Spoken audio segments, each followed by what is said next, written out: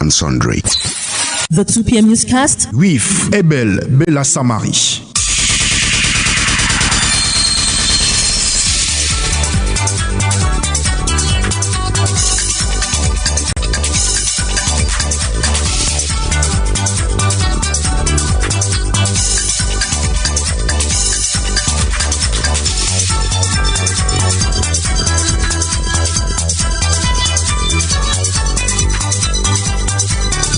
How possible get the answer in this edition of our 2 p.m. newscast and in sports when William Jobati joined me in the studio. We are going to be talking about cycling and other sports. Stay tuned for these and more. Good afternoon once again. My name is Abel Bella Samari. We open our newscast this afternoon to talk about the mutual assistance and solidarity MASO. MASO, the special page in the news. Like I said in Walid's story, left with only 33 days to the 9th of July 2023 date set for the MASO Act 3 raffle draw ceremony and 23 days to the end of registration and contribution into the Mutual Assistance and Solidarity MASO. The different Renapo Finance SA agency are mobilizing efforts in order to ensure that the upcoming Act 3 raffle draw ceremony take place huge-free. Finwe Crispin visited the Renapo Finance SA branch office at the Mokolo market and brought back the following report for us. As early as 8 a.m., mutualists had already crowded Renapro Finance SA Mokolo branch to round up with their contributions as well as drop their raffle draw tickets in the different ticket boxes. Ayama Ambrose is a mutualist. I've come here to register for the raffle draw. I've been contributing since last year. I've rounded up 26,000. I'm happy to be here. The fact that I've seen other people also around, I've seen that there's something important here, and I'm very, very interested of what is going to happen at the Palais des Sports. What are your expectations of that day in Palais des Sports? Do you hope that you will win? I'm expecting to win, but if I don't win, I thank God, because it is God that gives everything.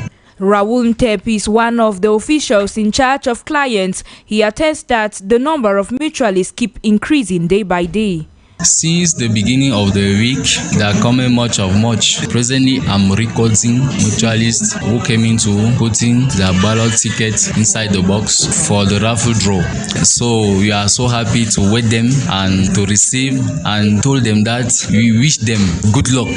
Moreover, those who are still to collect their MASO identification form or are not aware that the form is out are reached out through phone calls by some of the agents put in place by Renapro Finance SA. Allô.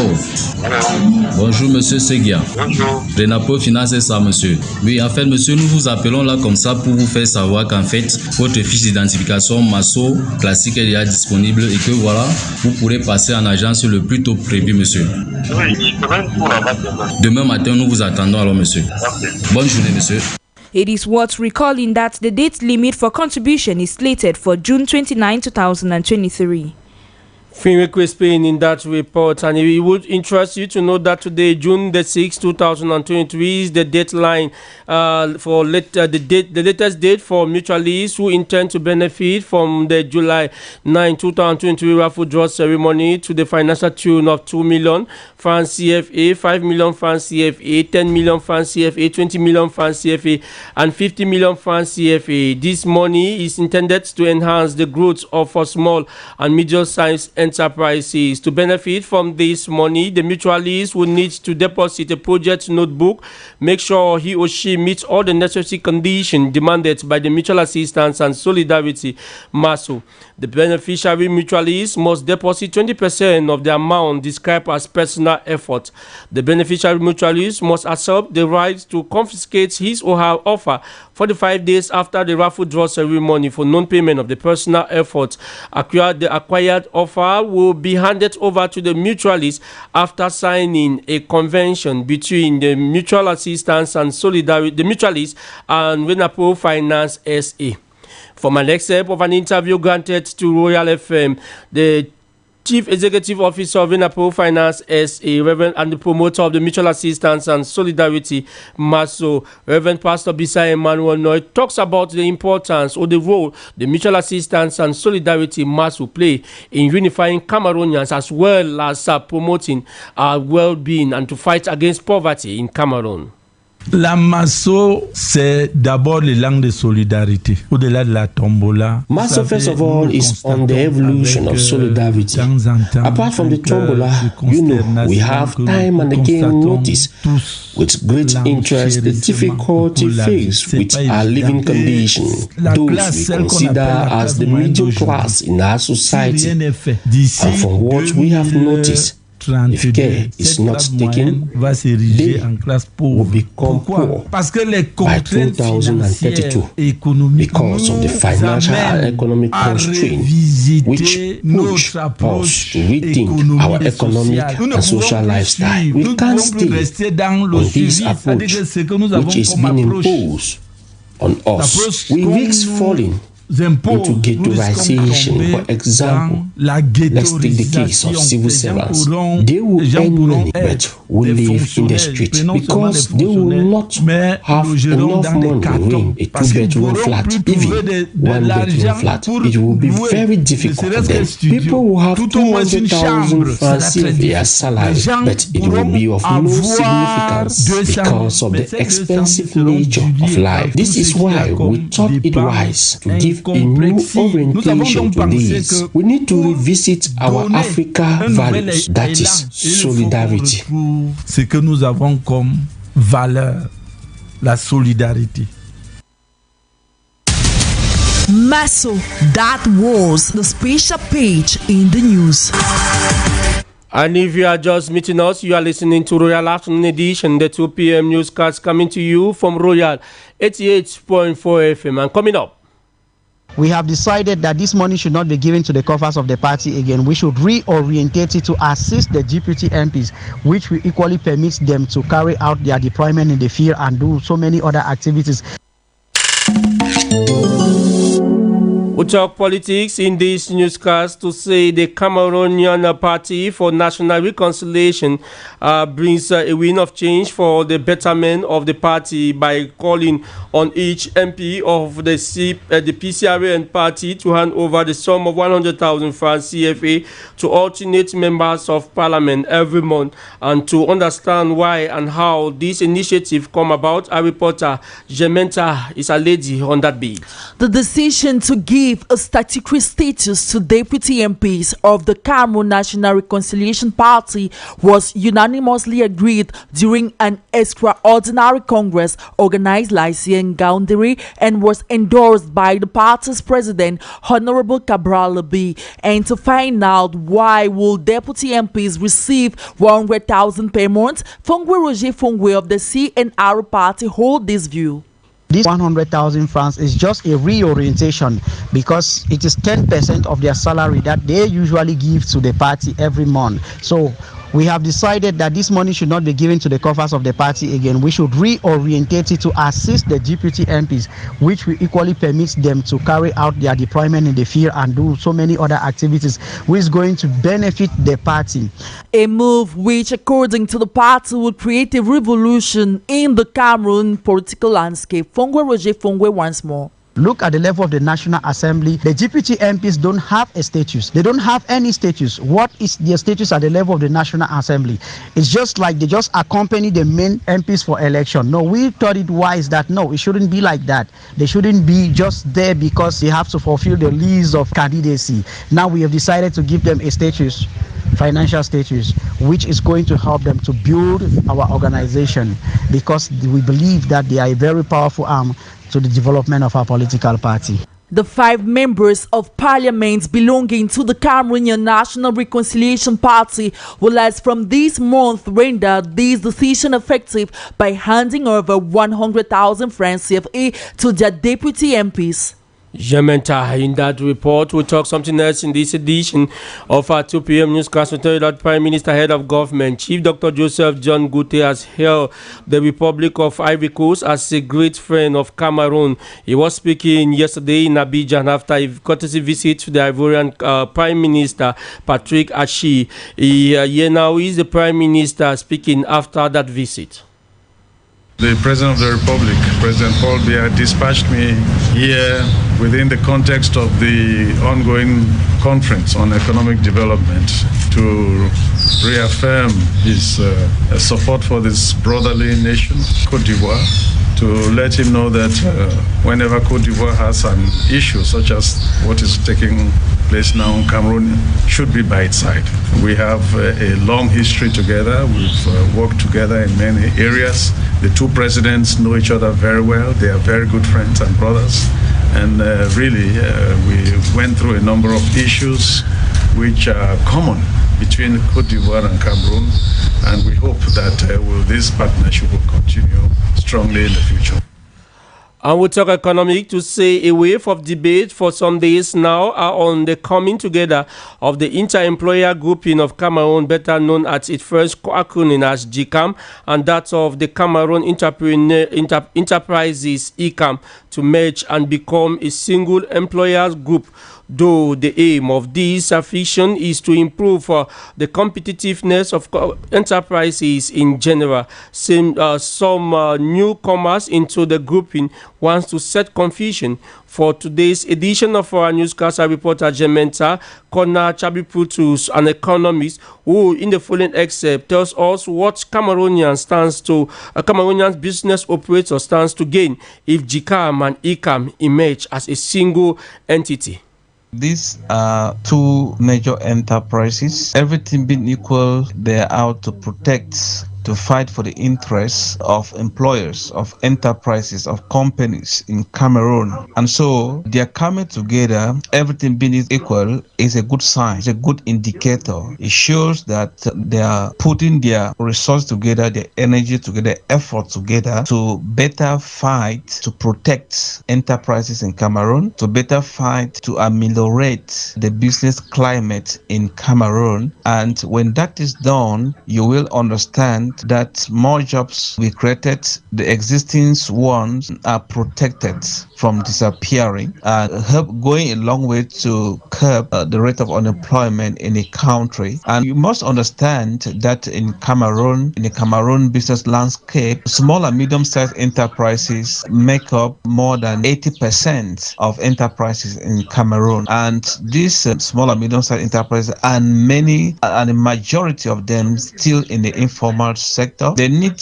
a lot of protection, they need a lot of incentives to be able to grow. And so this merging of ECAM and GCAM principally or basically is to protect, is to give more strength to enterprises, small and medium-sized enterprises to grow. You see today there are a lot of high taxes, and so when they act together, I think they will be able to convince the government that they should see the need to readjust the tax structure in Cameroon. And we're still economic to say that the head of state, His Excellency President Paul Biya, has increased the state budget to 381 billion francs CFA to repair the construction, the country's debt, and support households that have been affected by the high market prices. The information is contained in an ordinance signed last June, the 2nd, 2023, to amend and supplement some provisions of law number 2022/02 of the 27th of December 2022 of the finance law of the Republic of Cameroon for the year 2023 fiscal year. Jementa caught up with Dr. Kennedy, who had this to say. This amount is so significant because this region has been hampered in the last years and economic activities in these regions have been down. And with this amount, we do hope that economic activities in this region will gradually take over again. We hope to see the reconstructions of roads, networks, and the boostings of the private sector. These are some of the issues that are going to help Cameroon increase its economic attractiveness. The special appropriation account actually provides necessary resources to boost some of the economic activities in the countries. In this amendment, we also saw a reduction in certain expenditures that are deemed not really necessary for the economy. But we think that if the ministries of finance and the other state apparatus actually implement and consume this budget as stipulated, we do hope that we are going to continuously build a resilient economy and boost the attractiveness of our country. The Ministry of Agriculture and Rural Development is more than ever bent to boost the agricultural sector in Cameroon. This as the launch of a campaign in the north region of Cameroon was effective by the minister, which aimed at reducing the importation of goods to Cameroon, thereby improving the living standards of Cameroonians who will have access to food at low cost. An entrepreneur here now evaluates the agricultural campaign launched by the Ministry of Agriculture and Rural Development. Let's listen to Berini Justin Nyong Bati in the following excerpt. My name is Ekina Sintat Asan Makohan. The exam was good and fine, and it was simple. Now we first about did paper 1 and 2. Now we're waiting for. We cannot talk about development when people are hungry. We cannot talk about emergence when people are hungry. Agriculture is the most important thing in a country. It's an important thing for African country because we have first of all to solve the problem of hunger in our countries before talking about development. And we have something really important, lands, and it can grow our economy if the investments are done well. I really think that agriculture is very important for us, and the regions of Cameroon have the high potential of producing many things to, to make Cameroonian eat well. So we should invest massively in agriculture because it's as a security for us. It's security. Because a country to be emergent, a country to be independent, how first of all to solve this problem. And even the President of the Republic has talked about. He told us young people that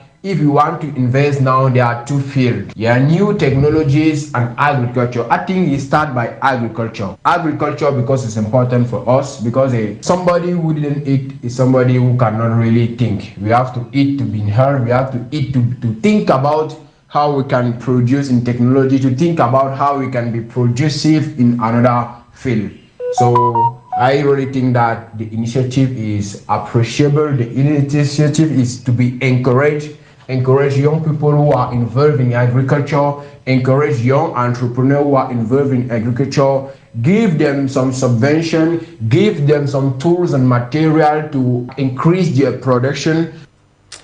And we talk education in this newscast to say primary 6 pupils in Cameroon are today writing the first school living certificate examination. Candidates to this exam started writing this morning in different centers across the country. Christian Mando, a reporter, went to one of the centers in Yaoundé, caught up with these people who had this to say.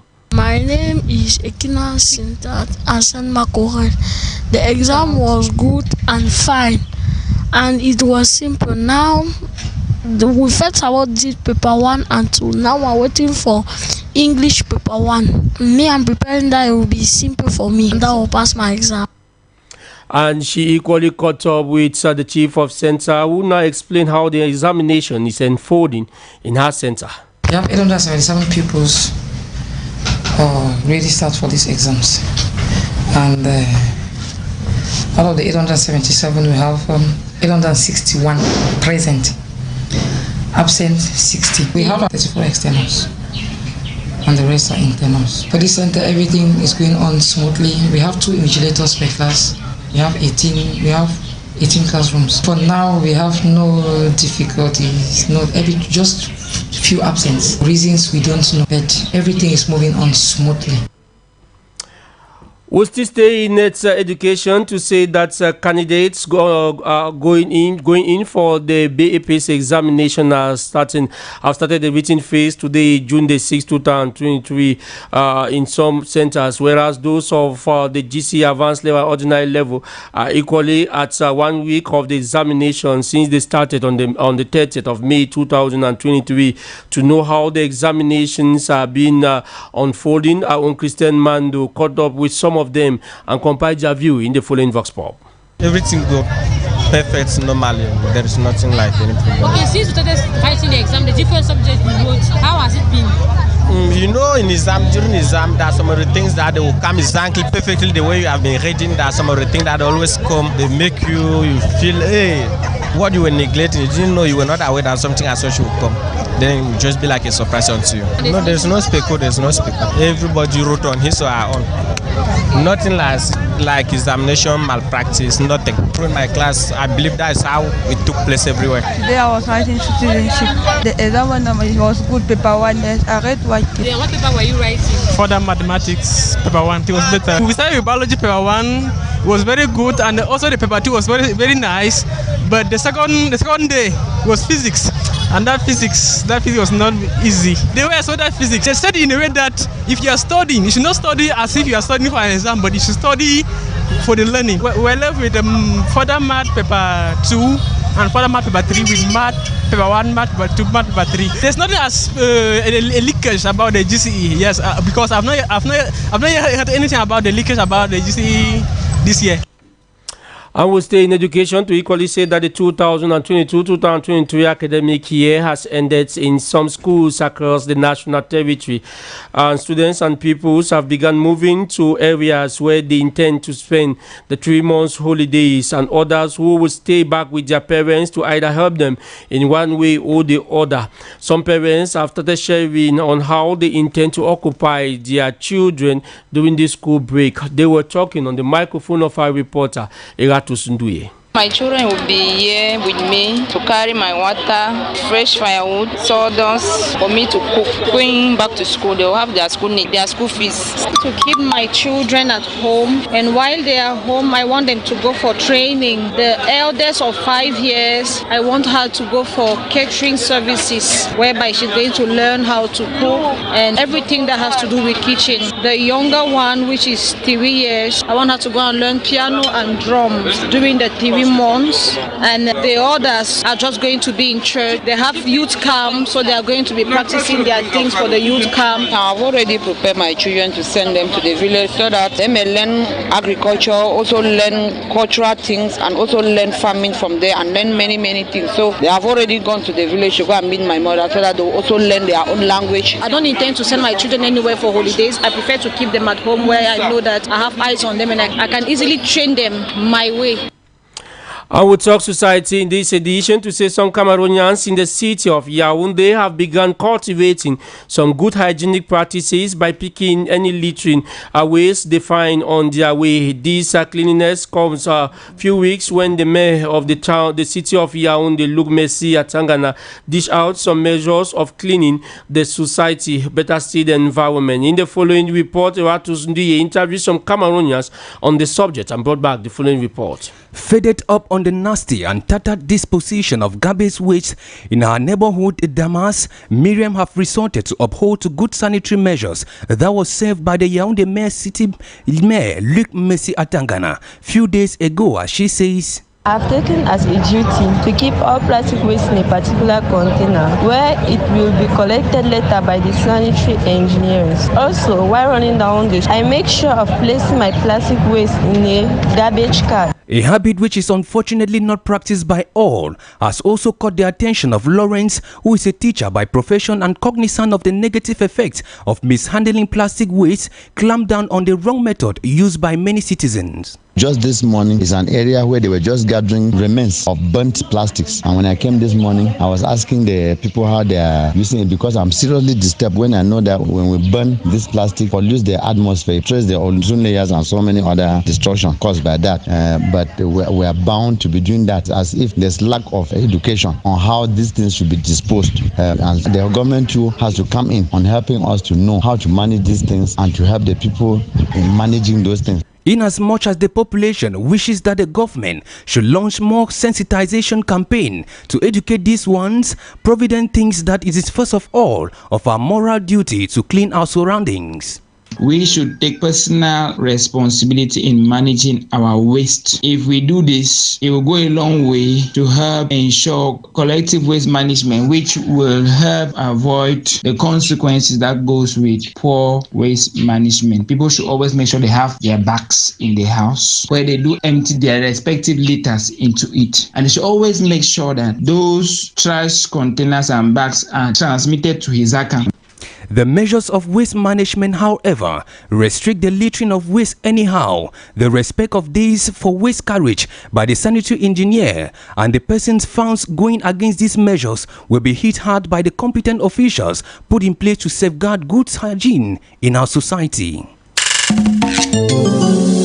Out of the country, first up in Nigeria, where Nigerian Men Trade Union movement has suspended its call for a nationwide strike on Wednesday to protest against a sharp increase in the price of fuel following the government decision to stop subsidizing it after an hour-long meeting with government.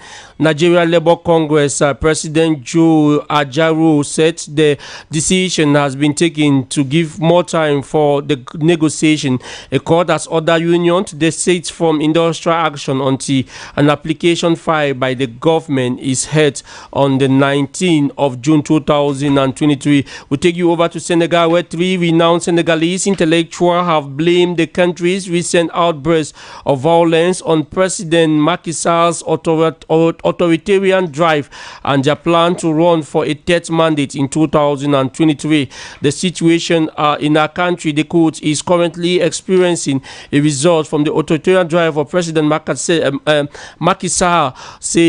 One of them, Mohamedou Sarr, who was interviewed by the press out there in Senegal. Equally, to add that police fired tear gas to disperse Kenyans protesters demonstrating in the capital against some of the government proposed measure to impose new or high taxes on items including fuel. We'll come back to talk sports.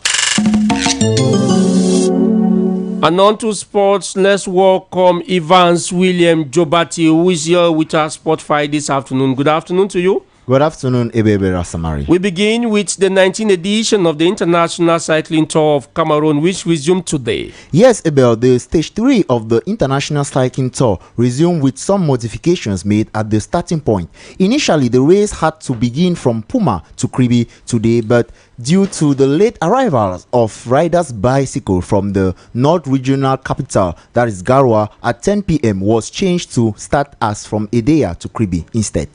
The news of the late modifications came in a press release by the Cameroon Cycling Federation and was signed by the chairperson of the organizing committee of the cycling tour, Honoré Yossi, yesterday. Just to add that the race is currently ongoing with riders expected to go 150 kilometers. Yes, we talk football to tell our listeners that Young Sport Academy of Bamenda have been fined 1 million francs CFA by the FECAFOOT Homologation Committee. FECAFOOT Homologation Commission in a press release decided to fine Young Sport Academy of Bamenda after their fans during the relegation match against Astro of Douala in Joy began destroying stadium facilities at the Bepanda Annex Stadium last April 29. In relation to that, we cornered a illegal mine in the name of Nelson Lambris, who edifies us more on what or how Yosa should receive this news. Let us listen to him.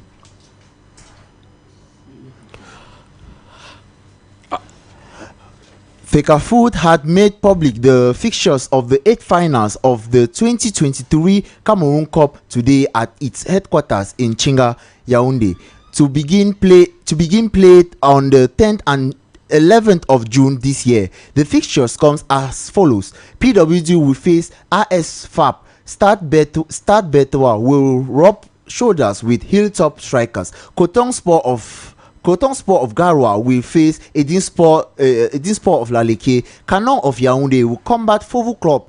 Avion will meet up with Dynamo. Colombe of Ja and Lobo versus Union of Douala.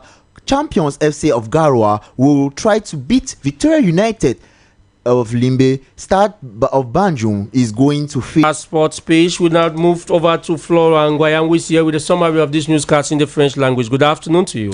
Good afternoon, Abel. Masso Acte 3, ce 6 juin, marque la date limite de dépôt des plans de développement et d'études de faisabilité en vue de l'obtention des financements de 10, 20 et 50 millions de francs CFA, des documents nécessaires pour ces mutualistes désirant bénéficier des offres et avantages de la mutuelle d'assistance et de solidarité dont le tirage au sort, la cérémonie du tirage au sort est prévue le 9 juillet prochain au Palais Polyvalent des Sports de Yaoundé. Examen officiel 2023, les candidats au BEPC, CAP, au secondaire et du CEP dans l'enseignement primaire ont débuté ce mardi les épreuves écrites inhérentes aux 10 examens et sur toute l'étendue du territoire. À l'étranger Sénégal, la présence des nervis, entendez hommes de main, aux côtés des forces de maintien de l'ordre, suscite moult réflexions. Si l'on parle de renforcement de la sécurité après les violences de jeudi et vendredi dernier, suite à la condamnation de l'opposant Ousmane Sonko, les populations, elles, peinent à être rassurées. Rappelons que ces violences ont fait 16 morts. Et puis en sport football, le tirage au sort des 8e de finale de la Coupe du Cameroun